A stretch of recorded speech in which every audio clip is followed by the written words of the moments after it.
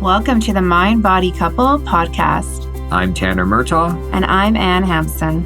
This podcast is dedicated to helping you unlearn chronic pain and symptoms. If you need support with your healing, you can book in for a consultation with one of our therapists at PainPsychotherapy.ca. Or purchase our online course at MindBodyCommunity.com to access in-depth education, somatic practices, recovery tools, and an interactive community focused on healing.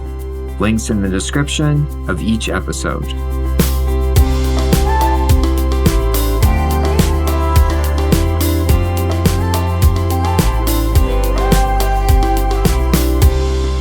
Hi, everybody. Welcome back. Hi, everyone. Welcome. We have a bit of a science-y podcast today. Yeah. We've been planning this with our producer, Alex, this podcast for a while. Yeah. This is jam-packed with research, with studies, with, everything to kind of increase that belief that your symptoms are neuroplastic. Totally, because we know that's important to kind of fuel the logical brain. And so our topic today is how we know neuroplastic pain and symptoms are real and treatable. Yes. And we personally know this. We've shared this lots. My own personal experience in healing completely from chronic pain and symptoms. Yep, totally. And we've also watched so many clients. Our clinic is growing bigger and bigger. Yeah. And as a result, we have more and more clients that are healing this way. Yeah.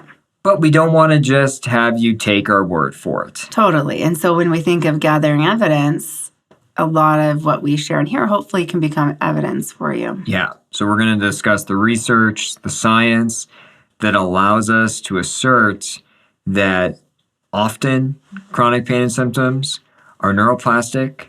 That means they're still very real. And that means they are 100% treatable when we have the right education and techniques. All right. These are bold statements you're making, Tanner. Laying it out here. Okay. Hopefully we deliver now. We're delivering. Okay. And we've known for a long time that chronic pain and symptoms can happen without physical damage or disease. So in our country, Canada, Health Canada refers to chronic pain with no physical cause as chronic primary pain, and chronic pain with a physical cause as chronic secondary pain. And we use the term neuroplastic pain and symptoms to refer to primary pain. And we really like this term. We say it a lot. But, the reason we like neuroplastic is because neuro describes brain and nervous system, and plastic means developed or changed. So our symptoms are occurring when the brain is changed in such a way that reinforces chronic pain and symptoms. And so what happens? So the symptoms occur when the brain has changed in such a way that reinforces chronic pain and symptoms. So what happens typically with neuroplastic pain and symptoms is your body's actually not damaged. It's not in danger. And so let's say you're experiencing back pain. What's happening is safe signals are going up from your back. Light amount of pressure, no cause for alarm, neutral sensation. But the brain, when it receives these signals, misinterprets what's taking place. And it's like, oh no, there's something wrong. I'll produce pain or symptoms to prevent damage. So like a warning sign. Yeah, exactly. And the brain then produces the pain or symptoms when it's interpreting danger, even though the body's actually completely safe. What if there was an injury initially? If there's an injury initially, that communication between the body and the brain, it's working quite well at first, right? So, it's saying, hey, something's wrong here. The body's letting the brain know, like, hey, something's damaged. Brain interprets it accurately. It produces pain or symptoms. Right. The problem is that with acute symptoms, this communication system works quite well. With chronic symptoms, for the most part, it starts to fall apart. Okay. And so, pain and physical symptoms, they aren't an accurate measure of your physical health. Yeah. They're an indicator really of how much danger your brain thinks there is. I like that. So let's say that again, an indicator of how much danger your brain thinks you're in. And that's a great way to kind of understand this, Tanner. Exactly. And so we've known throughout human history that physical symptoms can occur without a physical cause. We got a whole list here. This is just a small portion. I have 3 PowerPoint slides. I make the joke that every person who writes a new book calls it something else. Yeah. But we got a long list of this. Yeah, totally. So some of the names for this you might hear: central sensitization syndrome, somatoform disorder, neurocircuit pain or symptoms, TMS, psychosomatic symptoms, or psychogenic symptoms. So we know we can trick the brain into feeling in danger and generating physical symptoms. That's kind of nuts if you think about it. It's wild. Yeah. So they had this study, which I don't know how they got the ethics to do this study. I feel like we say that a lot when we think of studies to do with chronic pain. We've learned a lot from these studies, but I don't know how they went before an ethics board and they're like, we want to do this study. Yeah. Anyways, it's going to make sense. We are grateful for it now that they did. So we call it the hairdryer study. Yeah. So the purpose of the study was to determine if the belief of physical damage could create pain. Right. And so what they did is they took participants and had electrodes all hooked up to their heads. I imagine that now. It's scary. And there was this big machine above them, and they were told that an electrical current was going to go through their heads, causing a temporary headache. Okay. Quite terrifying. Yes. Oh, yeah. Oh, I don't think I would sign up for that. No, I would have bailed on that study. The thing is the machine was fake. It was one of those old hair dryers that you see at salons. Okay. That they souped up to look all sciencey. But the result was 50% of participants experienced head pain, and the pain was 100% real. Yes. It just wasn't because there was physical danger. Okay. And so again, emphasizing that it was 100% real pain that they're experiencing, but their body wasn't damaged.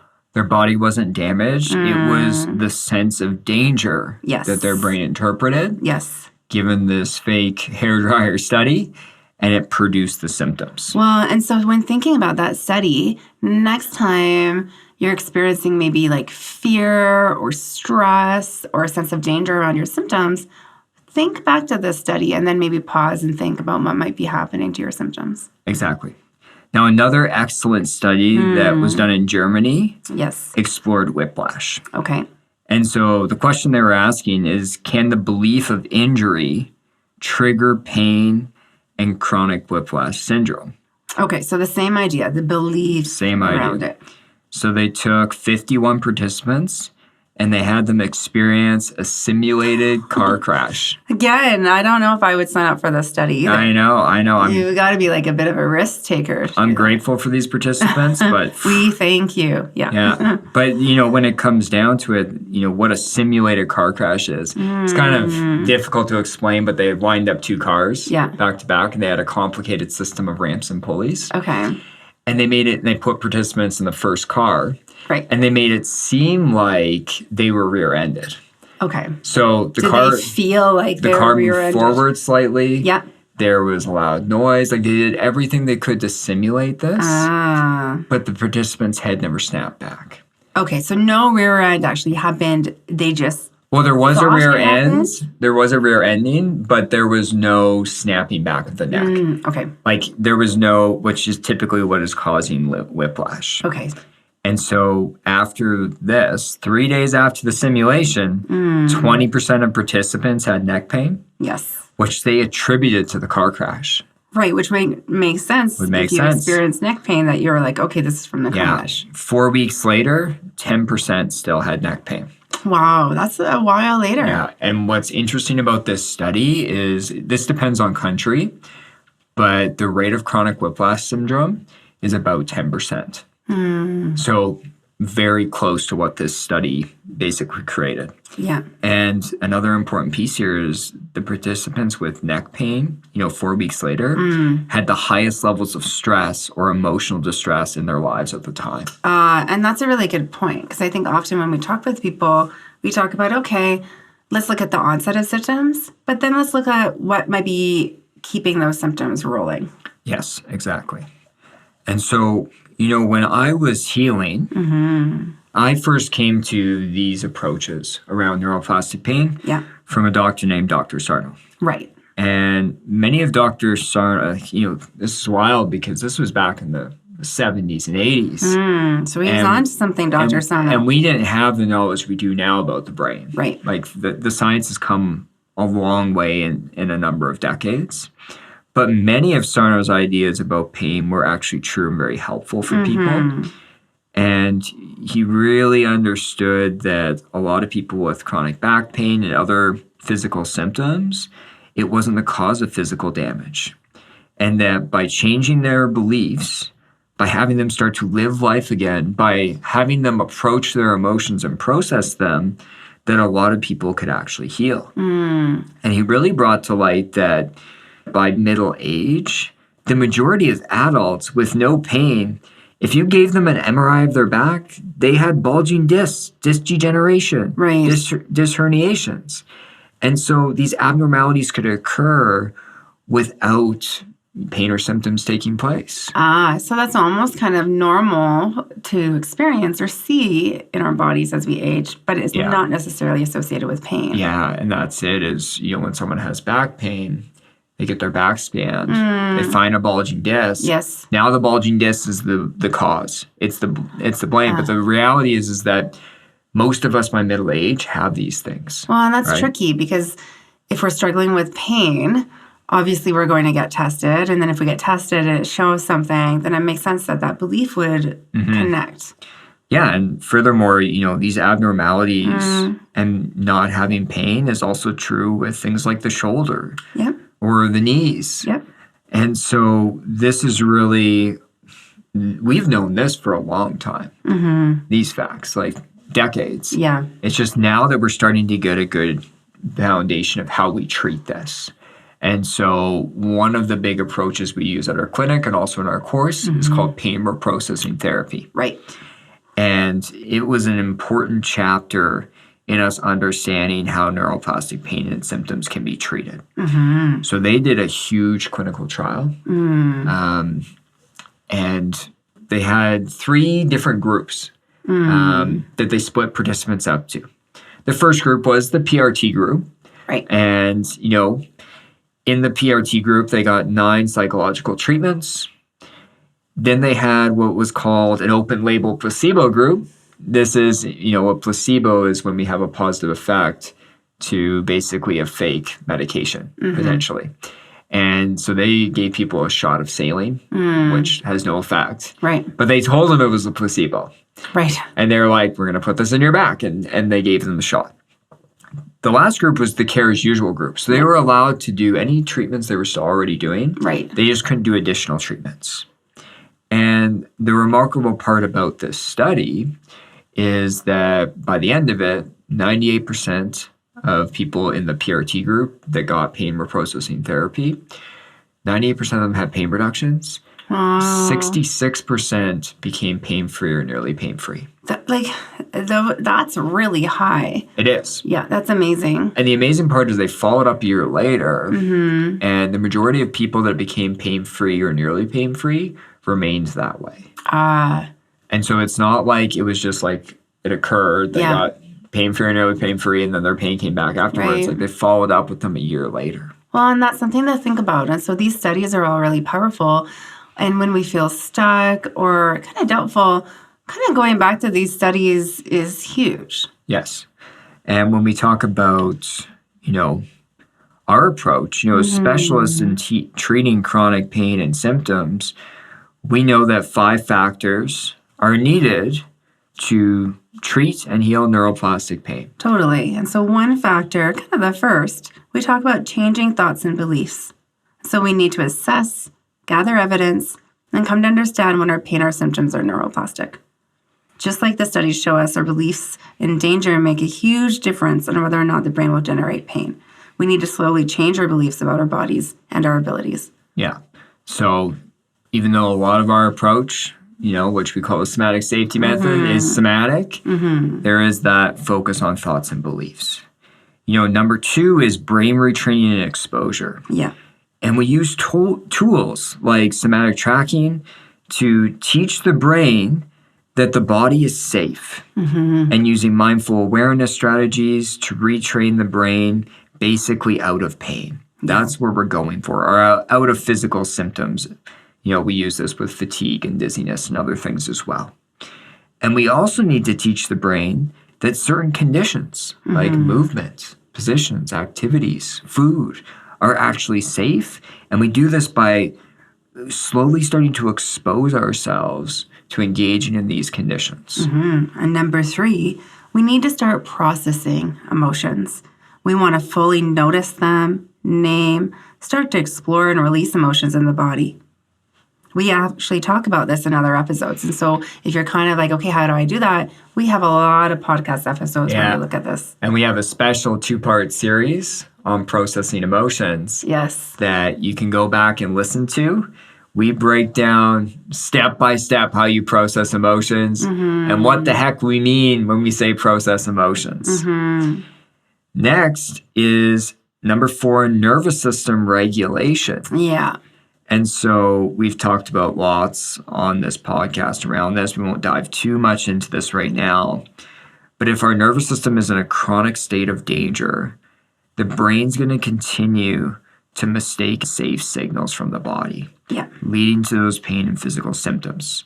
So our understanding of the nervous system makes our counseling services and embodied community and our course through embodied community very different, because we recognize that understanding neuroplastic pain and symptoms and understanding beliefs and our thoughts, it's essential, but it's sometimes not enough. Like we need that deeper sense of safety that we can feel in our nervous system to fully recover from our symptoms. Totally. Like I think a lot of the work that we do with people is about just that nervous system regulation and creating that safety. And you're right, like that's throughout our course. Exactly. Number 5, and so we've talked about this before in other episodes, is that social safety piece.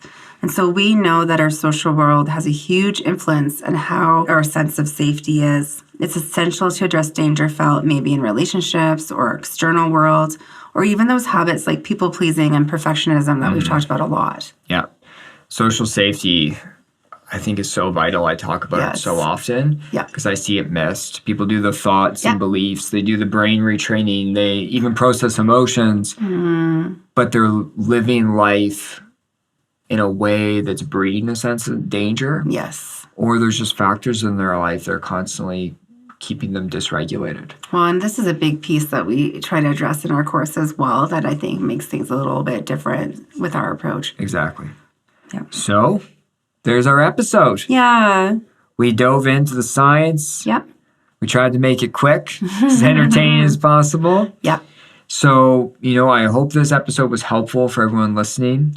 If there's other areas that you haven't heard about before that we discussed, go back and listen to other episodes. We have so many episodes now that people can go back and listen to and further your learning for free.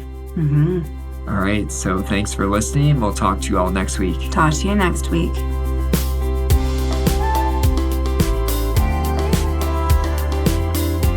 Thanks for listening.